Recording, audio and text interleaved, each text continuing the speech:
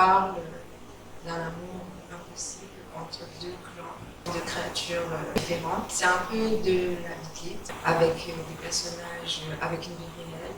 Et le Bitlite, c'est un mélange de fantasy et de vie réelle, justement, ou de fantastique, de vie réelle, science-fiction, de vie réelle, avec un personnage ou des personnages qui ont un quotidien banal, comme les nôtres, mais qui ont, par exemple, vous connaissez Harry Potter, avec le petit mur où on peut passer à travers, le monde de Narnia et la porte magique, exactement. Et Fetchwater aborde ce thème sur plusieurs points, avec deux personnages différents, un garçon et une fille, hors de point de vue, et l'histoire, comme on dit, est une histoire qui parle de romance, de guerre et de décision pour l'avenir.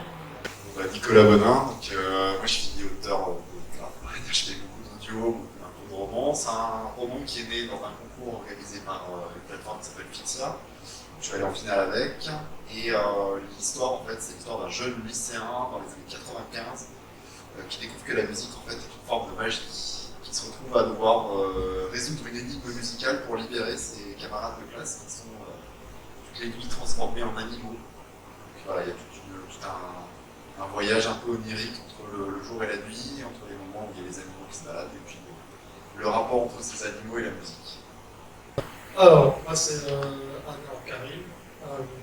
Donc, je suis le co-créateur des X-Moon, qui est un comics local. Donc c'est de la bande dessinée. Et donc les X-Moon, c'est un trio de super-héros qui, bien entendu, doivent sauver le monde. Ça, c'est obligé. Et dans leurs aventures, ils vont rencontrer d'autres personnages comme la Muse, Grand-Mère Carl, etc., qu'on connaît très bien. Et donc voilà, c'est un mélange de folk original et de choses plus de la mythologie urbaine, on va dire.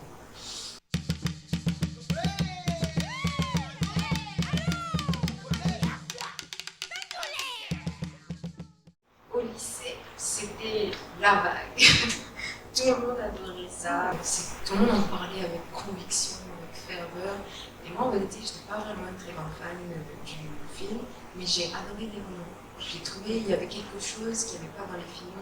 Et Twilight, pour ceux qui ne connaissent pas, quand même. On était la team vampire, soit on était la team loup-garou. Voilà. Moi, j'étais loup-garou, moi. Ouais, Voilà, il y avait des teams. moi j'étais la team Rice, c'est-à-dire ceux qui trouvaient qu'elle avait quand même vachement pompé sur Entretien avec un vampire. C'est pas la même génération. C'est ça, les yeux.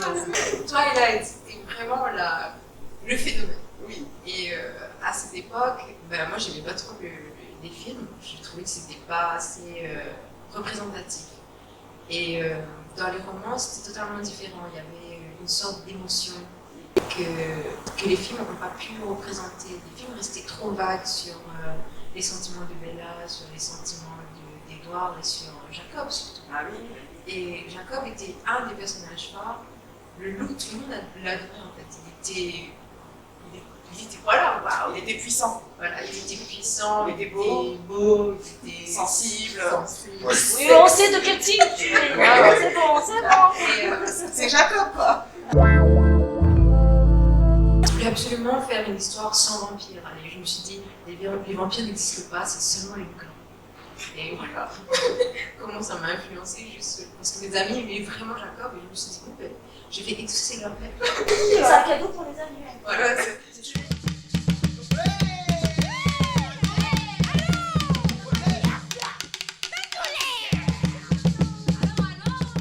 Ça a changé quelque chose pour toi? au début, non. Au tout début, quand j'ai eu le prix, je pense que tout le monde était présente à la même tête. J'étais là, c'est pas possible. J'étais juste très contente d'être finaliste. Je me suis dit, c'est pas grave, si je n'aime pas, quand ils ont dit mon prix, ça m'a pris un moment avant de comprendre, il faut que je me lève. Il faut que j'aille faire un discours. Et la première chose que j'ai dit, je me souviens, c'est j'ai rien préparé parce que je pensais perdre. C'était vraiment ça. Moi je me rappelle que tu avais promis un discours de 3 heures quand même. Non, j'avais promis de chanter. Ah oui, bah voilà. Dans les premiers jours, il n'y avait pas vraiment eu de changement. Je me rendais pas compte en fait que j'avais gagné un prix, même si le prix était là devant moi chez moi tous les jours. Mais pour moi, il n'y avait pas vraiment eu de changement. Au fur et à mesure, les gens sont venus vers moi et ont commencé à me poser des questions sur mon cas, à être vraiment intéressée, pas seulement par le shelter, mais par tout ce que j'ai fait avant. Et je suis dans l'auto-édité depuis très longtemps. Du coup, ça m'a vraiment rendue fière, parce que quand on est auto-édité, on a un peu ces doutes en fait. On se dit, oui, on est auto-édité, les gens pas forcément aimer ce qu'on est, puisqu'on est moins soutenu, on n'a pas d'institution derrière nous, il faut qu'on crée tout de A à Z. Et avec le prix et avec l'aide du commun d'électrice, les gens sont venus plus facilement vers moi sans me juger, sans chercher à savoir pourquoi je ne suis pas auto-éditée, pourquoi j'ai décidé de faire ça. Et c'était vraiment là, ce livre m'intéresse, de quoi ça parle, il me posait des questions, la voiture est magnifique, ça sent pas chez beaucoup quand même, combien de temps ça t'a pris? Et c'était vraiment excitant de voir qu'on me posait des questions maintenant sur mon travail et pas sur pourquoi tu fais ça. Et au fur et à mesure, les opportunités, le comité d'électrice m'a proposé énormément de choses, mes abonnés ont augmenté, j'ai vu des gens acheter des livres, des gens qui m'envoyaient des photos, qui me disaient regarde, je l'ai pris. Et le fait de venir ici et de voir mon livre en rayon, honnêtement j'avais envie de pleurer, mais je me suis dit non, t'es pas encore riche. Calme-toi, ramasse les larmes. Mais voilà, ça a vraiment changé ma vie et pour être honnête, j'ai un peu la pression parce que j'ai peur que le Désectum ne me plaise pas autant ou n'apporte pas autant de bonheur que Vegeta a donné, mais c'est une très belle expérience et vraiment je suis très contente d'avoir gagné et je suis contente surtout de ne pas avoir préparé du discours. J'ai l'impression d'être un peu un modèle pour les jeunes auteurs qui veulent limiter parce que maintenant ils sont nombreux à venir me voir et à me dire bien sur la Réunion on peut alors. Et je leur ai dit oui, sur la Réunion il y a une porte maintenant.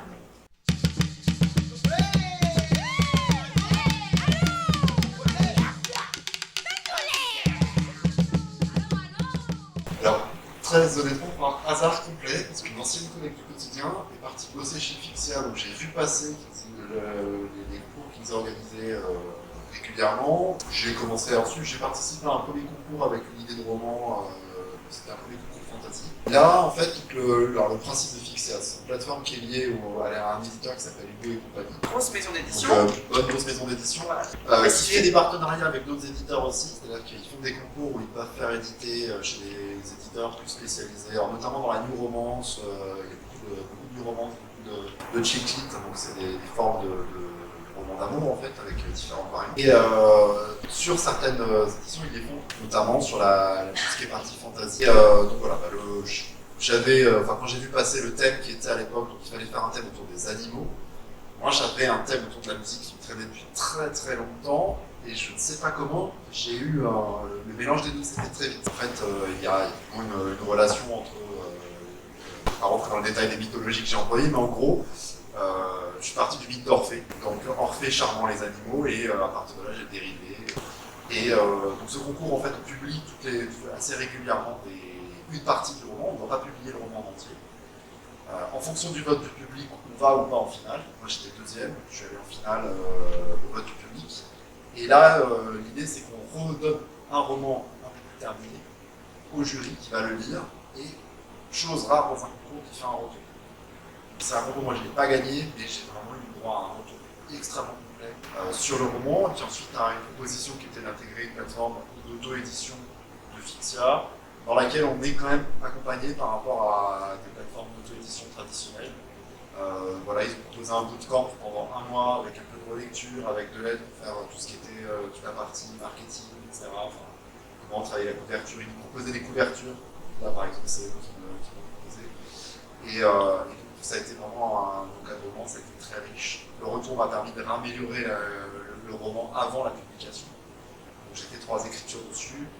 Et puis, moi j'avais déjà l'expérience avec une île longue, donc de ce qu'on appelle les crowdfunding. Donc, du coup, j'ai fait une petite édition locale avec quelques versions papier qui maintenant se vendent des marchés noirs. Mais voilà, pour l'instant, donc, grâce aussi à Stories by Fixia, elle existe sur l'ensemble des plateformes numériques, sur les librairies numériques, notamment le portail de l'Angleterre.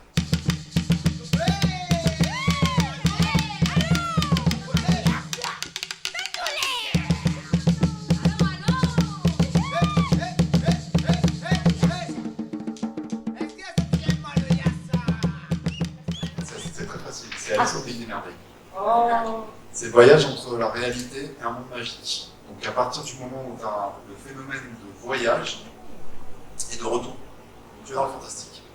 Donc si par exemple tu prends Harry Potter, Ouais. c'est du fantastique parce qu'il est dans le nouvel et il va prendre le train voie 9 3/4 et hop, il arrive, il est fantastique. Tu peux avoir des mélanges, c'est-à-dire que le fantastique peut se mélanger avec d'autres genres. Narnia, tu rentres dans un univers qui est un univers de fantasy. Ouais. Alors la fantasy c'est un peu compliqué à définir parce que c'est un univers qui est plutôt un décor. C'est pas, il ne structure pas l'histoire. Il n'impose pas de passage obligé à l'auteur. Généralement, les auteurs qui font de la fantasy vont utiliser un genre que les Américains appellent le mythe, qu'on retrouve derrière Le Seigneur des Anneaux, derrière Star Wars, derrière quasiment tous les blockbusters américains. Donc le fantastique, c'est vraiment cette idée du voyage. Et tu peux même avoir des œuvres, des films qui font ce voyage sans être vraiment dans la magie. Je pense notamment au Roi Pêcheur de Terry Gilliam, qui reprend le mythe arthurien, donc il y a un espèce de voyage un peu magique. C'est exactement ça, mais c'est pas du fantastique.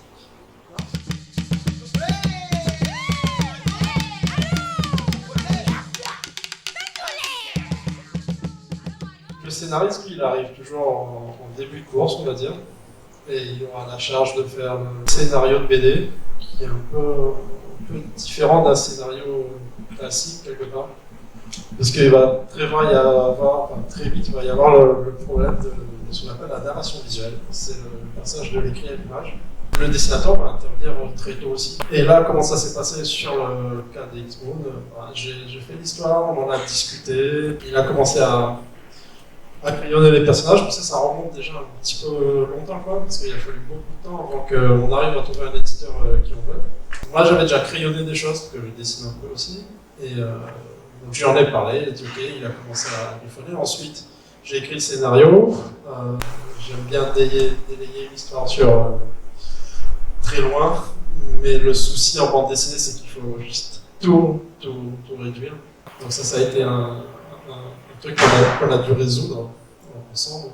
En gros, ensuite, lui, il fait les storyboards, il me demande mon avis. L'idée, c'est de savoir si l'intention que j'avais dans mon scénario se traduit bien dans le dessin, dans la façon de faire la mise en scène. Parce qu'en fait, ce que fait le boulot du dessinateur, c'est un peu le travail du réalisateur, en fait. Et dans mon scénario, quand j'écris, je ne donne pas forcément énormément d'indications.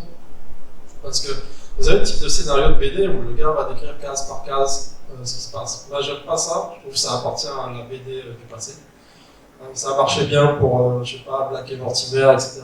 Mais sur la BD plus actuelle où les planches sont éclatées, où tu as des cases un peu partout, etc., c'est dur de dire au dessinateur, voilà, sauf s'il veut. Mais je préfère lui laisser tout le loisir de faire ça, mais en contrepartie, il faut quand même que.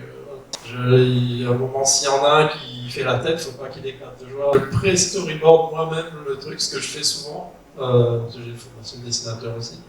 Donc, du coup, pour que l'idée soit vraiment claire. Bande dessinée, en fait, pour moi, c'est le cœur du truc, c'est le storyboard, c'est la narration visuelle. Le scénario, c'est vraiment frustrant pour le scénariste, mais même, je pense, dans tous les types de scénarios, parce qu'on ne verra jamais vraiment. Des petites frictions de temps en temps? Ah oui, comme dans tous les. Dans tous les couples. Ouais, mais. C'est ce qui fait le sel de la chose. Mais dès qu'un projet commence à être un peu conséquent, en fait, 180 pages, c'est sûr que voilà, il y aura des désaccords, des choses. Une anecdote à nous raconter?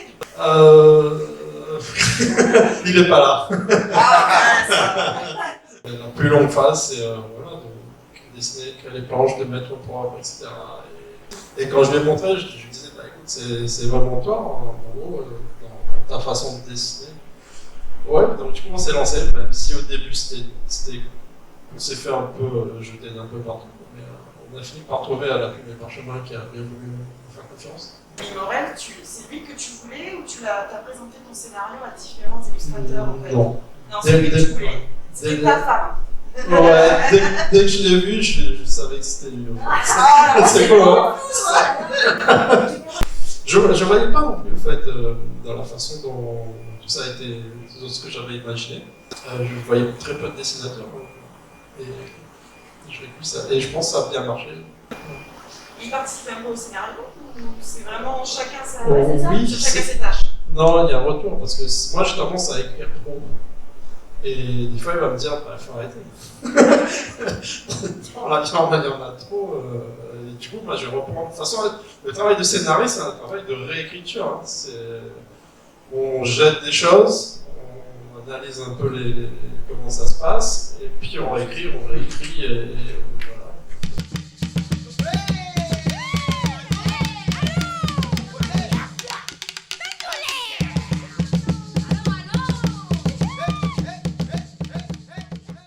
Est-ce que tu peux déjà dire à Gérard Martin de terminer son roman, d'arrêter de nous casser? Ouais, on lui passe le message, genre, arrête, écris ton roman, arrête de faire des théories, là. C'est comme ton blog avec tes trucs de football américain, on va la fin, après. En fait, je pense que c'est une mauvaise catégorisation, on est les deux. Hein. Si on veut voir, enfin, je sais pas ce que tu penses, tout à l'heure tu disais qu'il fallait beaucoup réécrire. Je sais pas après par rapport au roman. Au roman, tu prends Shadow Messenger qui a fait Gardien des cités perdues. Je crois qu'elle a dû réécrire, je sais plus, 20 fois, ou 30 fois, elle le dit dans une vidéo. En gros, elle a écrit une première fois pour elle, donc c'est le premier jet, pas terrible, une deuxième fois, troisième fois, quatrième fois. Donc en fait, on est jardinier et architecte à chaque fois. Parce que si t'es que architecte et genre tu vas tout prévoir à l'avance, bah, tu risques d'être à un moment donné en train de répéter des choses que tu as déjà vues. Et si t'es trop jardinier ou tu laisses les choses partir un peu dans tous les sens, à contrario, là tu vas te retrouver avec des romans où la moitié du truc ça part en sucette. Et les Français ont tendance d'ailleurs beaucoup à faire ça dans leurs romans. Alors parfois c'est très bien vu quand c'est l'art de l'élite dans un coin perdu, mais du coup, en fait, moi je suis très influencé par les auteurs américains, notamment John Travis. Si tu l'avais pas dit, je l'avais pas dit, tu l'aurais pas. Et c'est un peu l'idée il faut alterner les deux. Il y a des phases où tu vas être dans la recherche, et il y a des phases où tu structures. C'est pour ça qu'on fait le checker. Un petit peu des deux en fait. Quand j'ai commencé le premier jet, j'étais au lycée. Ma plume était vraiment très jeune, très jeune. Et j'étais du genre à écrire tout ce que j'avais dans la tête. Même si, parce que le premier jet, là, celui-là, c'est le jet final, ça doit être le 19 même. Et le tout premier jet, il faisait presque 700 pages, pas des petites pages comme ça, mais des pages open office. Et en fait, j'avais écrit vraiment tout ce que j'avais dans la tête, vraiment tous les détails, toutes les explications. Parfois, je me perdais moi-même. Du coup, là, je partais dans la structure. Je me disais, bon, à ce chapitre-là, j'ai écrit ça, il faut que j'enlève ça, il faut que je mette ça. Mais ensuite, je me suis dit, bon, je vais rester sur le premier jet, l'écrire, et au second jet, je vais enlever. J'ai enlevé au fur et à mesure. Et en fait, c'est une sorte d'évolution, en fait. Il y a un moment où tu te dis, bon, on va structurer parce que sinon, c'est pas logique. Mais quand c'est dans la fantasy et le fantastique, tu peux pas vraiment rester dans la structure. Il y a un moment où il y a un petit détail où tu te dis, ah, ça passe bien là, mais tu l'as pas mis au départ dans le roman. Mais tu vas quand même essayer de l'intégrer parce que le fantastique, la fantasy, c'est vaste. C'est un sujet très vaste. C'est pas forcément en rapport avec les créatures magiques. Ça peut être juste une fille qui a un super pouvoir, ou un mec qui se transforme, ou une fille qui s'égare dans les pensées. C'est très très vaste.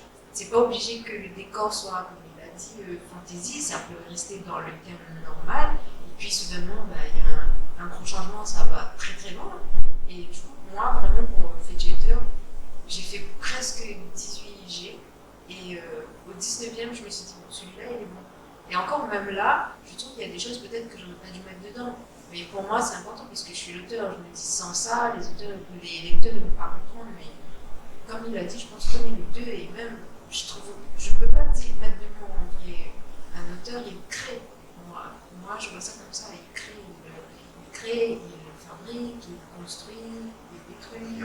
Voilà, il refait, il crée un monde en fait. Il est comme une divinité, on va dire.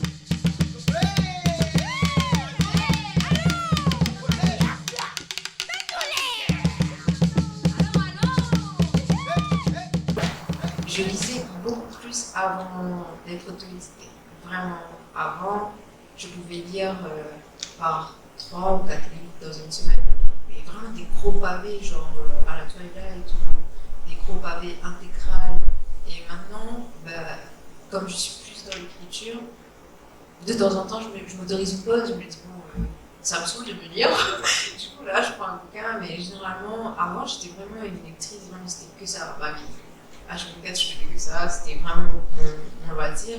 Et maintenant, pour la c'est plus écrire. Je dois lire peut-être 2 ou 3 bouquins dans le mois. Quel genre de bouquin? Fantastique. Horreur de temps en temps. Roman, si vraiment je me pose ma question pourquoi, les gens aiment ce genre. Tu me regardes pas, j'espère. Non, je juge pas, au contraire. Je sais que le roman, c'est excitant, faut être honnête. Oui. Ça fait rêver, surtout. Mais voilà, c'est très dur à écrire, surtout pour les péripéties. J'ai écrit une romance ado. Ça s'appelle Le fil rouge, il y a 2 tomes. J'ai galéré. C'est pas ça. C'était un peu une autobiographie en plus. Donc il y avait un peu de moi à l'intérieur. Mais j'ai galéré. Et aujourd'hui, quand je le lis, je me dis oh merci, c'est fini. Mais vraiment, c'est trop compliqué la romance. Ça demande trop d'émotions, trop d'efforts, c'est fatigant. Et ça appelle pas trop à l'imagination. C'est ça que j'aime pas. Mais le fantastique, ça dans le du réel en fait. À fond fantastique. Voilà, à fond, parfois horreur de temps en temps, parce que j'aime beaucoup les zombies aussi. Comme lecteur. En fait, j'ai l'impression que ça fait quelques années que je relis les mêmes livres. J'aurais 3 auteurs, ça va aller assez vite, qui m'ont beaucoup marqué. Voilà, c'est Frank Herbert. Moi, Dune, en fait, qui est très connu, mais il a fait d'autres trilogies qui sont vraiment très très bien, comme Le cycle de l'étoile et le fouet, puis Dosati et Destination de vie, qui sont des romans assez compliqués à lire, en fait. Mais ouais, ça m'a vraiment marqué. Il y a William Gibson, qui est l'inventeur du cyberespace, de toute la voie de cyberpunk, en fait. On a vu du terrain, c'est lui qui a un peu lancé le truc. Et il y a un dernier, c'est un auteur français que moi j'ai lu quelques bouquins, c'est Stéphane Boule, qui avait inspiré pas mal de films. Et non, il y en a un bouquin que j'aime bien, c'est No 2. Donc voilà, c'est ces 3 auteurs-là que j'aime beaucoup, que je relis. Frank Herbert, c'est un bouquin, j'ai dû le lire 50 fois, je sais pas, quelque chose comme ça. Et c'est obsessionnel. Moi, je suis un lecteur casse-couille. C'est-à-dire que si au bout de 2 chapitres, ils m'ont pas convaincu, j'ai arrêté le livre. Donc, Abandonne les livres. moi, j'abandonne. Moi, j'ai pas de. Alors, moi, je vais lire beaucoup sur Wattpad. Là, je suis très indulgent. Parce que je suis capable d'aller jusqu'au bout d'un pilote Wattpad parce que je trouve que c'est génial. L'auteur, il est en devenir et faire des réactions, des trucs comme ça, je trouve ça génial. Et un auteur édité par une maison d'édition, si moi, au bout de 2 pages, de 2 chapitres, il m'a pas convaincu. Donc, du coup, j'ai un peu tendance à faire comme un art, je relis beaucoup de choses. Je lis des ouvrages pas mal anciens.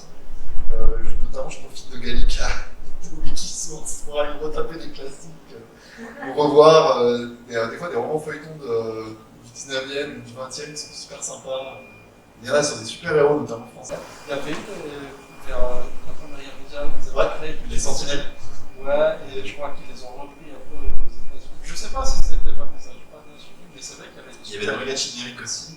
Et après, de temps en temps, voilà, j'ai des coups de cœur, j'ai des moments où je vais me poser et je suis capable d'aimer une romance comme un polar, comme un roman fantastique.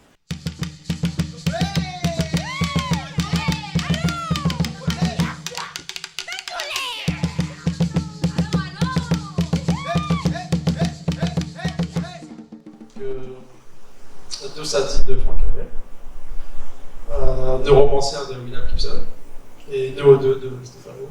Voilà, je peux tenir des années avec ça.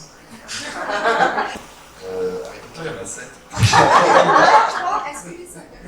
Non, 3. Bon, ok. La Cosmogonie de Julien Duby, c'est pas du tout un roman, c'est un bouquin qui parle de l'origine des contes de fées et de la mythologie. Donc, c'est bien parce qu'avec lui, si je le lis, je sais que je pourrais m'imaginer plein de choses. Je partirai avec le Grand Monde, probablement d'Alain Fournier. Puisque tu m'interdis Harry Potter, il n'y a plus que 7 tomes. Ouais, tu aurais pu prendre l'intégrale d'Harry Potter. Ah, il n'y en a pas. Ah, bah voilà. Sinon, il y a l'intégrale de la roue du temps dans ce cas-là, que ça traite le temps de. Comme j'avais dit tout à l'heure, souvenez-vous de moi de Christopher Pike, que j'ai lu au moins 100 fois, mais c'est pas grave, je vais le relire.